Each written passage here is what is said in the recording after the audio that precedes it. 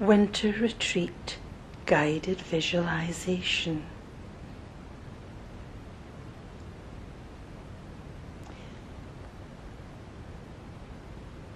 The first full moon of winter beckons a new season,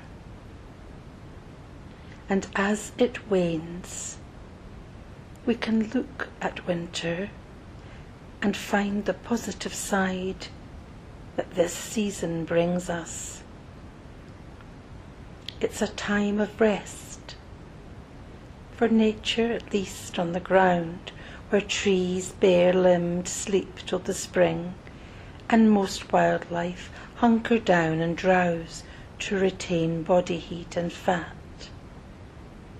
But it's also a time where the skies are phenomenal. They are a home to millions of stars, rotating planets, and the moon, all a wondrous crown for winter to wear.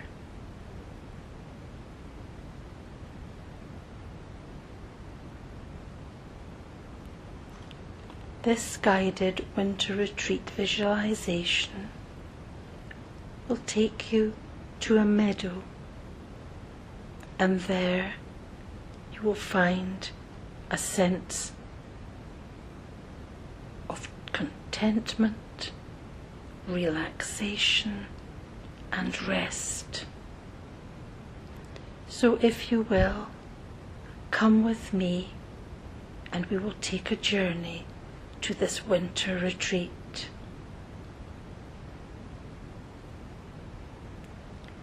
You stand looking over a frost-covered meadow. The sky leaden grey, snow to come. A yurt stands white in the morning gloom like some single-tiered iced cake. Ropes crisscross the outside, hung with weights keeping the structure stable. A single stovepipe off-centre sends a wisp of lip-curling blue smoke lazily drifting upwards. In contrast, a bright red wooden door fronts the yurt, a window at either side.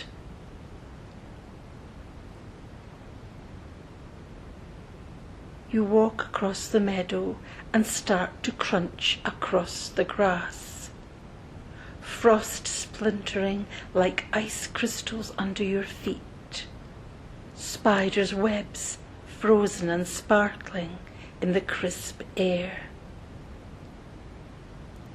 To the left of you is an ancient standing stone, about 8 foot tall, grey and worn, any writings on it dissolved by time. It leans over at about waist height, as if burdened by the passing of age. 3 small, pock-marked cup holes are near the base of the stone, and cracks run diagonally across the height of it. You reach the yurt and open the door. A pleasant warmth touches your face from the heat of the room. The pre-lit stove itself emits a bright orange glow.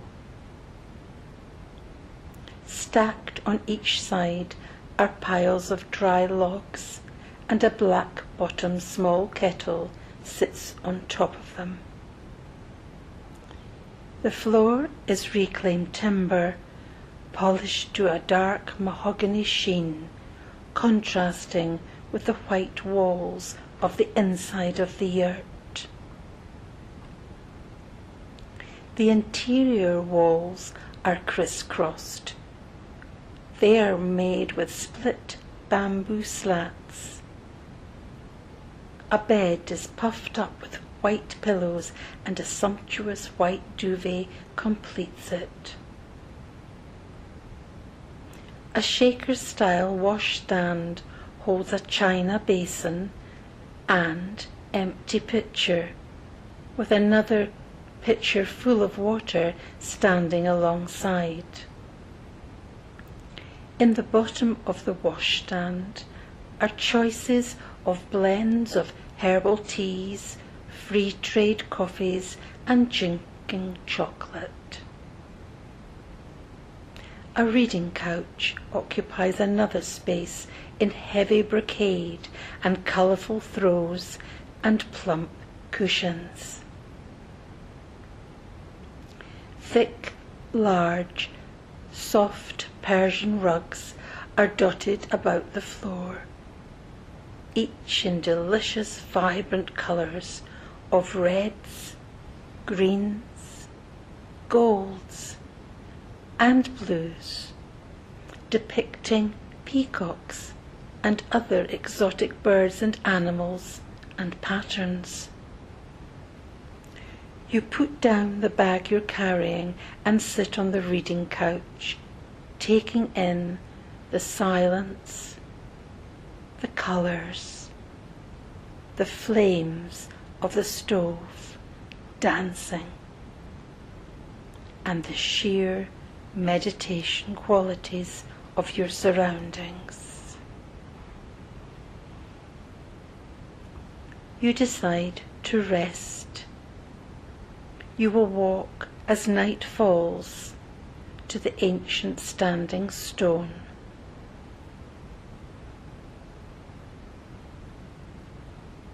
You awake. You must have dozed off for a short while, for now the yurt is in near darkness.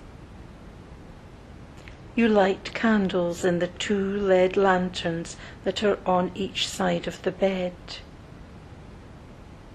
Picking up one, you walk towards the door. You open the door and you are met by a snow globe of swirling snowflakes, large and wet. The heavens are dizzy with stars and the whole landscape is blanketed with snow. You certainly have dozed off for longer than you thought. You put on your boots. You wrap yourself up in your coat and scarf. You put on a hat and gloves and step outside. Your footsteps squeak in the snow, sending your mind tumbling back to a winter childhood of snowmen, snow angels, and arcing snowballs. It is quite bright as you walk through the snow towards the megalithic stone. As you get nearer to it, it looks larger, as if it has somehow straightened up and is now much taller. It is silvered by a frost and is sparkling in the night air. The diagonal cracks are filled with snow and seem to be lifelines pulsating energy into the ancient sentinel. You take one of your gloves off and place your fingers on the surface of the stone. Immediately you feel the cold on your fingertips, but something else, something very positive. You forget about the cold as you feel an energy from the stone going through your body. You absorb it for as long as you need. Then, when you feel filled with this energy, you put your glove back on and continue to walk around the stone. You look up at it. It too seems invigorated and alive, and you know that this is a very special place. That is why the yurt is positioned here in the first place. You now turn and walk back towards the yurt. You feel as though you are a different person to the one who started out.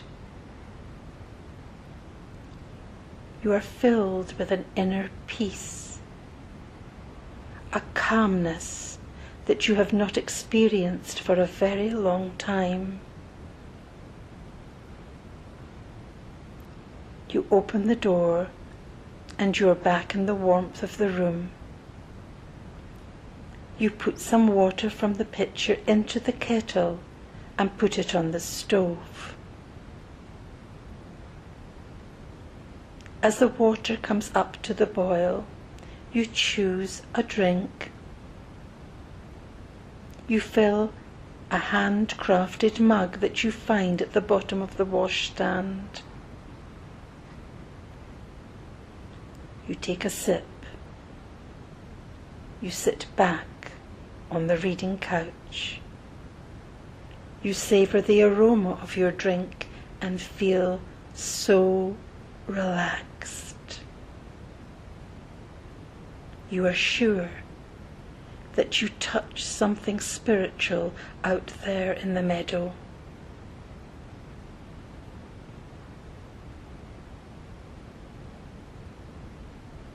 After your drink, as the evening wears on, you slip into bed, propped up on the pillows. You watch the flames dancing in the wood-burning stove as your eyelids start to droop. The flames look like dancing figures.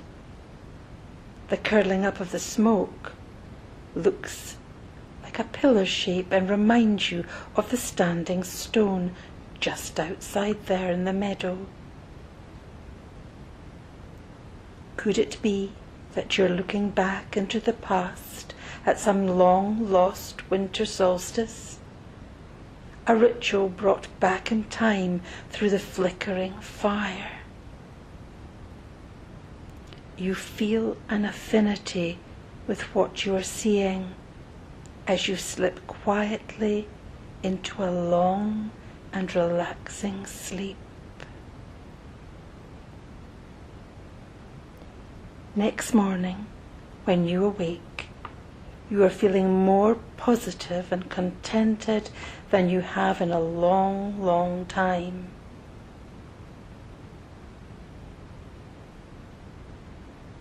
You slip your bag over your shoulder and step back out into the meadow. It is still snowing as you cross to head back home. The standing stone is grey and drab and bent forward just as it was when you arrived. You turn around before you leave the meadow and notice that your footprints in the snow have filled in and have vanished.